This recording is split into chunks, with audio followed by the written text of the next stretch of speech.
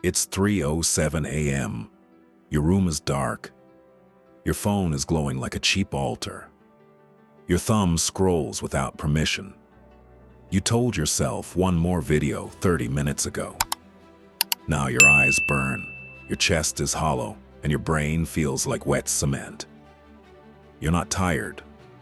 You're drained. There's a difference. This is the moment nobody posts. This is the moment your life leaks away in silence. This is the moment you are most honest, because there is no audience, no image to protect, just you and the screen that owns you. Right now, while you stare at that phone, a war is being fought inside your skull. Not a metaphorical war, a biological one. Dopamine neurons firing, receptors flooding, feedback loops tightening like handcuffs.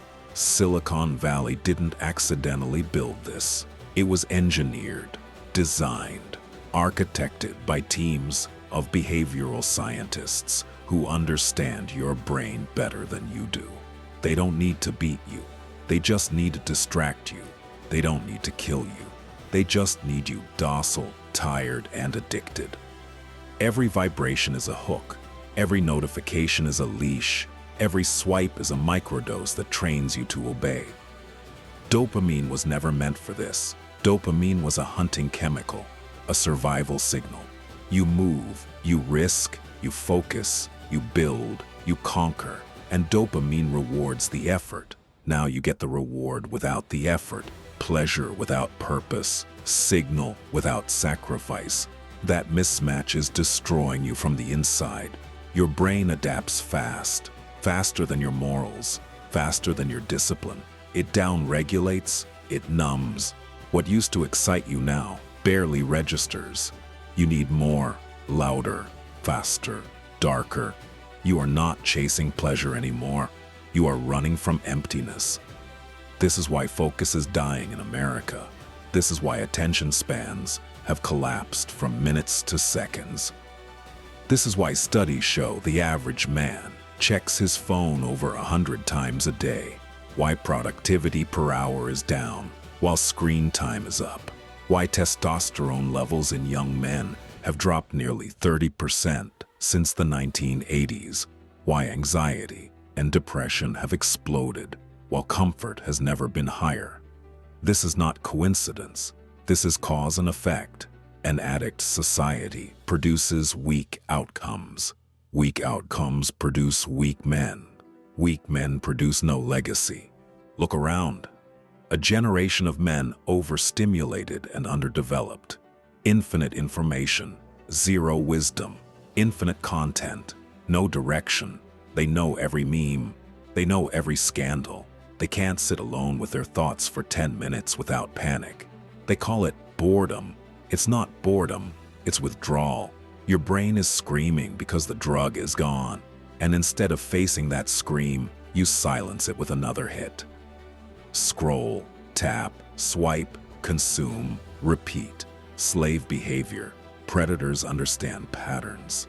Prey reacts to impulses. Right now, you are prey. Your attention is hunted. Your time is harvested.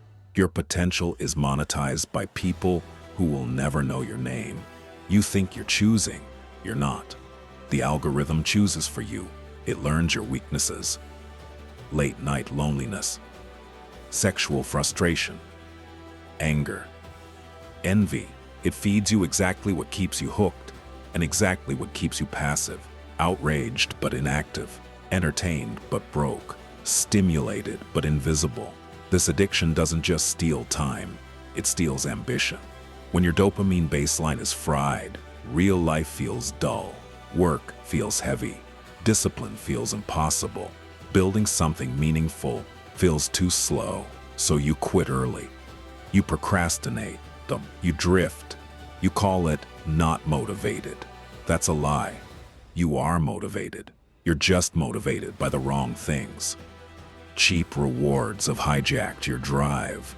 You are training yourself to avoid discomfort, and discomfort is the price of growth.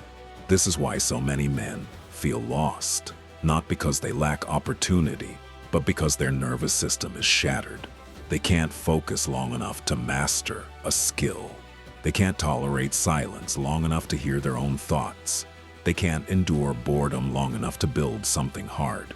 So they stay average. They stay replaceable. They stay angry at a system they secretly feed every night at 3 a.m. Here's the brutal truth. Nobody is coming to save you. There is no update, no app, no hack that fixes this. There is only control or collapse. You either master your impulses or you become a permanent addict in a world run by disciplined men. And discipline today doesn't start with motivation. It starts with deprivation. This is where the dopamine fast begins, whether you like it or not. For the next 30 days, you remove the artificial highs that have been sedating you. You don't negotiate. You don't reduce. You cut. Social media goes dark. Porn is dead. Junk food is gone. Mindless scrolling is finished. Music becomes intentional, not constant. Entertainment becomes earned, not automatic. Your phone stops living in your hand and starts living out of reach. You wake up and you do not check it. You feel the itch and you do not scratch it. You sit in the discomfort and you let it burn. The first week will feel like hell. Your brain will revolt. You'll feel restless, irritable, anxious, bored, tired, angry for no reason. Sleep will be strange. Time will slow down. This is not damage. This is healing.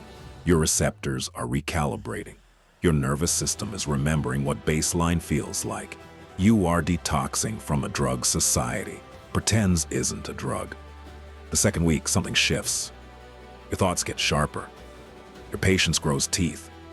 You start noticing things you ignored. Your environment, your habits, your excuses. You feel urges rise and fall, like waves instead of commands. You realize you don't have to obey every impulse. That realization is power. By the third week, focus returns. Real focus. The kind that lets you sit with a problem and actually solve it. Work sessions stretch longer. Reading becomes possible again. Training feels cleaner. Conversations deepen. You start feeling hunger for real achievement, not digital noise. This is dopamine working the way it was designed to work, rewarding effort, not consumption. By day 30, you are not superhuman. You are something rarer. You are regulated, calm, dangerous in a quiet way.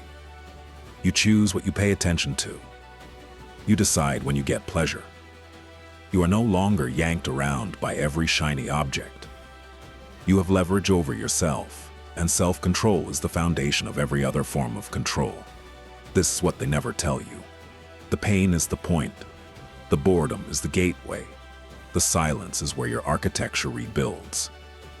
Men used to face hunger, cold, war, and uncertainty as a baseline. You face none of that, so your brain creates artificial chaos to feel something. When you remove the noise, you confront yourself. Most men are terrified of that meeting. Don't be. That meeting is where your legacy begins. Understand this clearly.